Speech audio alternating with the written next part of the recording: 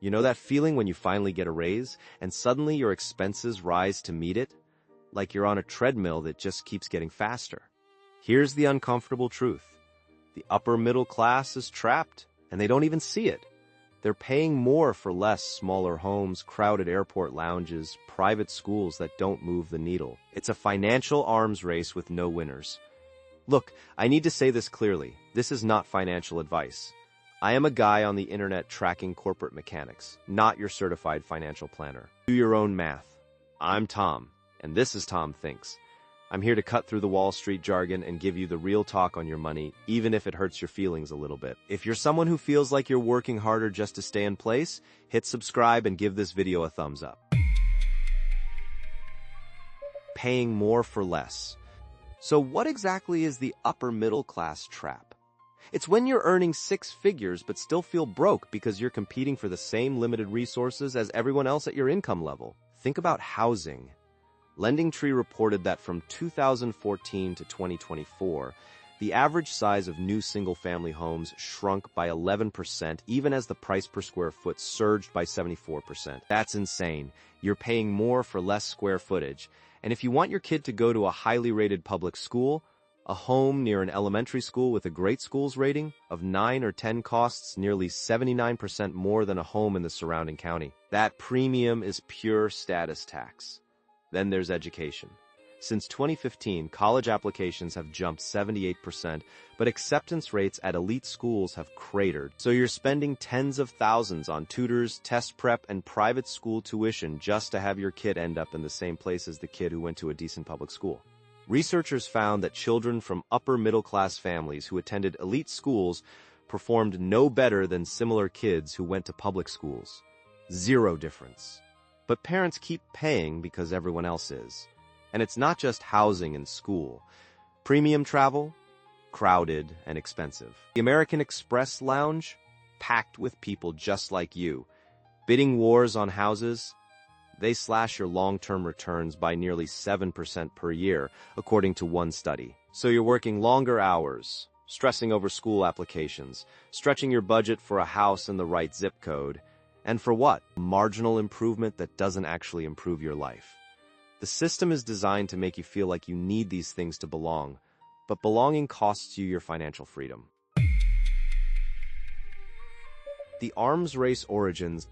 This trap didn't appear overnight. It's been building for decades. Let's go back to the mid-20th century. After World War II, the American middle class was booming. A single income could buy a house, a car, and a college education.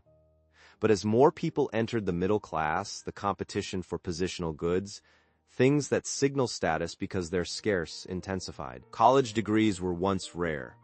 In 1940, only about 5% of Americans had one. By 2020, that number was over 30%. So a degree went from a differentiator to table stakes. You still need it, but it no longer sets you apart. The same thing happened with housing. Suburbs expanded, and the desire for the best school district created bidding wars that pushed prices up faster than wages. By the 1980s and 1990s, the upper middle class was locked in a status arms race.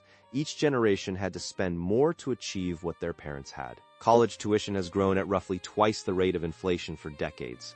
Private school costs have followed suit, and now AI is accelerating the cycle. According to a Brookings Institute study from November 2025, AI usage jumps from 9% among earners below $30,000 to 34% among those making $100,000 or more. The highest earners are using AI the most, not because they love it, but because they fear falling behind.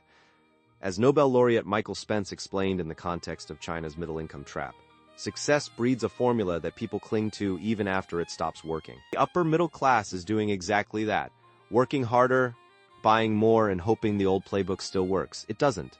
The game has changed, but most players haven't noticed. The stealth wealth drain. Let's peel back the curtain on how this trap really operates. It's not just about competition, it's about psychological extraction. Every purchase in the upper middle class ecosystem comes with hidden costs that siphon wealth. Take private schools. The average private school tuition in the US is over $12,000 per year. For elite schools, it can be $50,000 or more. Multiply that by 2 kids over 12 years, and you're looking at $250,000 to over $1 million. But the data shows zero improvement in lifetime outcomes. That money could have been invested in a diversified portfolio. At 7% annual returns, that $250,000 becomes nearly $1 million over 30 years. Instead, it's gone. Then there's the house. Buying in a bidding war doesn't just cost you a premium up front, it also lowers your annualized returns by nearly 7%, as the research showed. Over a 10-year ownership period, that could mean tens of thousands in lost equity. And what about cars? Modern cars are becoming computers on wheels. The author of Source 5 argues that these vehicles come with built-in obsolescence, software updates that slow your car, subscription fees for heated seats, and screens that cost thousands to replace. Insurance companies will total your car over a broken touchscreen because the repair costs exceed the car's value. That's a wealth trap disguised as innovation. And let's not ignore the psychological dimension. As psychologist Sunia Luthar put it, there is only room in the mirror for one, and we are all trying to get that one spot in the upper middle class. Parents relive their own middle school anxieties through their kids, driving competition over sports, math, and college admissions. This anxiety feeds consumption. You're not just buying a product, you're buying the illusion of security, but that security is a mirage. The system extracts your time, money, and peace of mind, leaving you running faster just to stay in place. The opt-out arbitrage. So how do you escape? The answer is counterintuitive. You stop playing the game.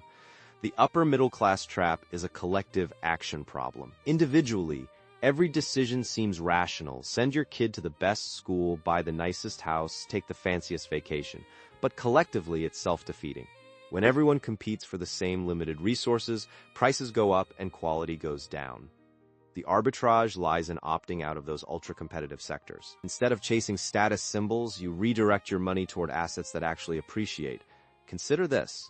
The money you save by not overpaying for a house in a top school district can be invested in a diversified portfolio of index funds, real estate investment trusts, or a small business. Over time, those investments compound. The wealth you build isn't tied to a zip code or a brand. It's portable, and it buys you freedom. What if you bought a less expensive home, sent your kids to a good public school, and invested the difference? Historical data shows that the average stock market return has been around 10% annually over the long term. Even after inflation, that's 7%. Meanwhile, the return on overpaying for a status home is negative. You're losing 7% per year relative to someone who avoided the bidding war. That's a 14% swing. On a $500,000 house, that's $70,000 per year in lost opportunity.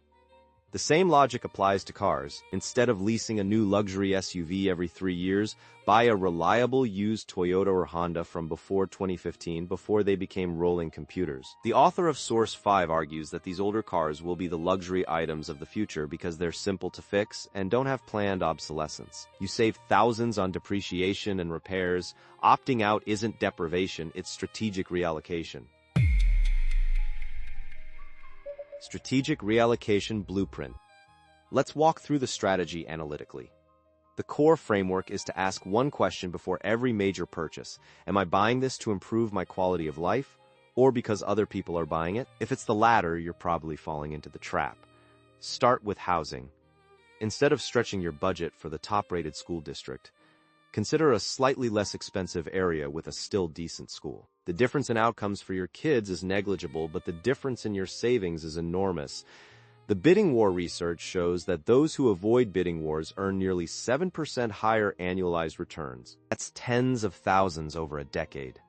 Next, education. Private school doesn't improve lifetime outcomes for upper-middle-class kids.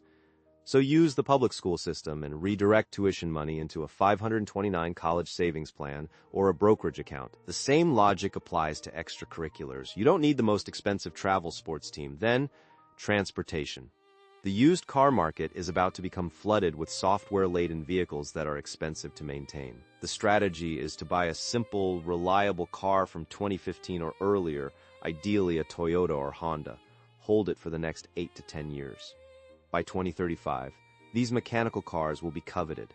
You'll avoid depreciation, subscription fees, and costly electronic repairs. Now, what about travel? Premium travel is crowded and overpriced. Instead, focus on experiences that don't carry a status premium. Travel off-peak, stay in vacation rentals, and prioritize adventure over luxury. Savings fund your investment account. Finally, consider your career. If AI is making competition fiercer, don't just try to outrun everyone. Learn how to leverage AI to reduce your work hours, not increase them. The goal is to maximize your hourly value, not your total hours. By systematically cutting status-driven expenses and investing the difference, you build a portfolio that generates passive income. That's real wealth, not a car badge or a school name. Freedom over status. I want to hear from you. Have you ever caught yourself buying something just because everyone around you was doing it? A bigger house, a private school, a luxury car? Drop a comment below and share your story. And if this video made you think differently about the upper middle class trap, share it with a friend who's stuck on that treadmill. Here's the philosophical take. Wealth isn't about what you show, it's about what you own. The system wants you to confuse spending with success, but the truly wealthy know that real luxury is time and freedom. When you stop chasing status, you stop being a consumer of expensive illusions and start being an accumulator of real assets. The upper middle class trap only works if you play by its rules. Opt out and the rules no longer apply. You can still have a great life. Better schools for your kids? The data says public schools are fine. A beautiful home? Buy one you can afford, not one you have to win a war for. A reliable car? Get a simple one that lasts. The irony is that by pursuing less, you end up with more. More money in the bank, more time with family, and more peace of mind. The people most at risk from this trap are the ones who don't even know it exists, but now you do. So go look at your balance sheet with fresh eyes. Your future self will thank you. Found this interesting? Subscribe to the channel. Give this video a like, share it out, and drop your questions or ideas in the comments. Until our next adventure.